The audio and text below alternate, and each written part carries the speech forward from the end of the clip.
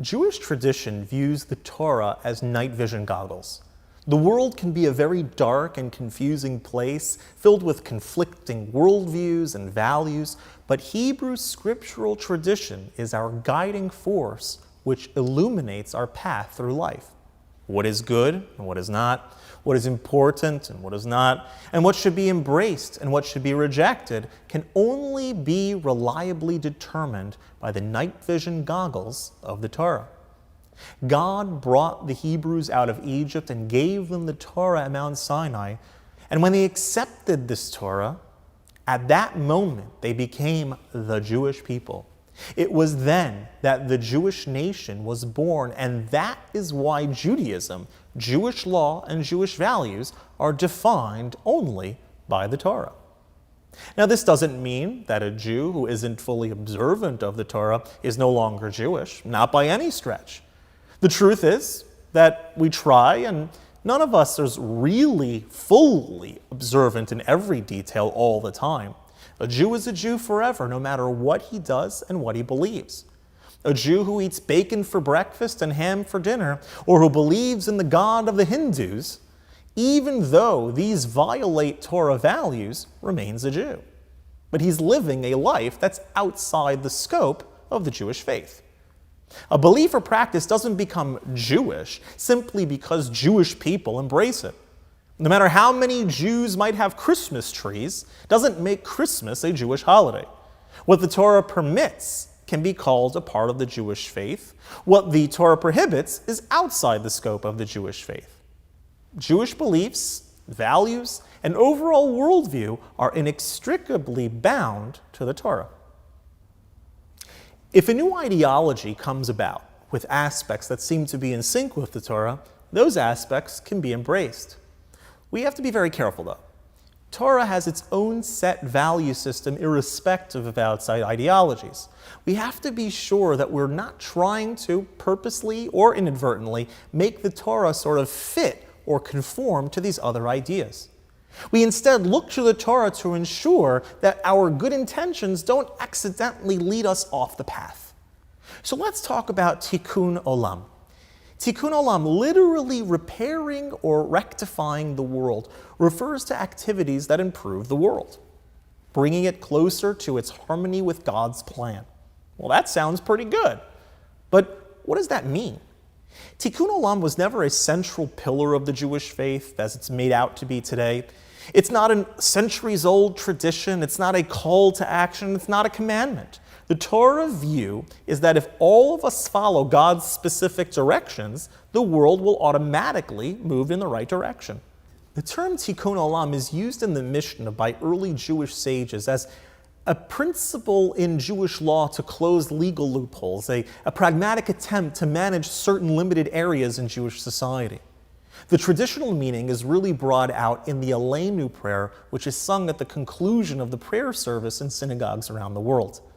The prayer proclaims a hope for the messianic future and emphasizes the entire phrase, saying, Litaken olam b'malchut shakai, to repair the world under the sovereignty of God.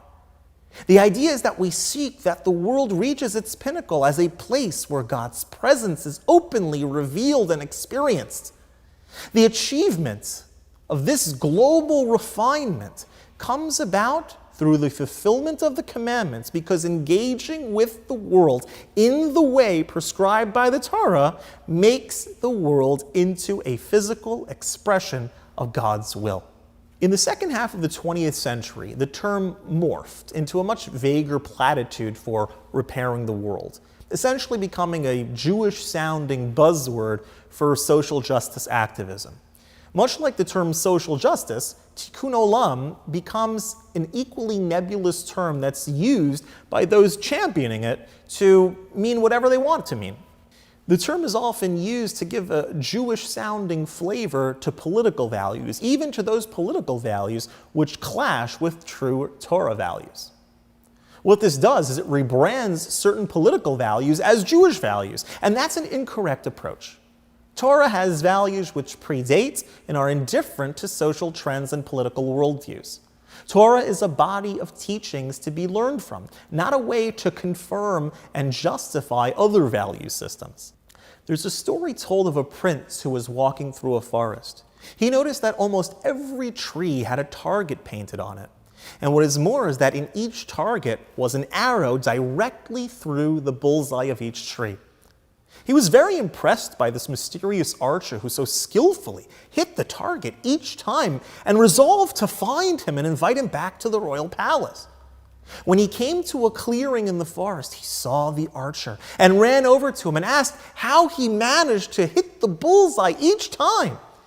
The archer responded that he shoots the arrow, and wherever it lands, he draws a target around it. We must be very careful that our approach to Jewish tradition is not like the archer. It is disingenuous to formulate political values and then draw a target around them, finding vague parallels drawn from Torah texts or rabbinic tradition to show how very clearly they go together. Unfortunately, this is commonly the case with the term Tikun Olam, as practiced and promoted by Jewish political activists. There's an interesting story along these lines which is told about President Abraham Lincoln. During the Civil War, when the Union Army was facing some major challenges, Abraham Lincoln was meeting with his military heads. When presented with the question as to how the war was going, each Union leader responded splendidly. Lincoln knew this was not the case and posed the following question to them.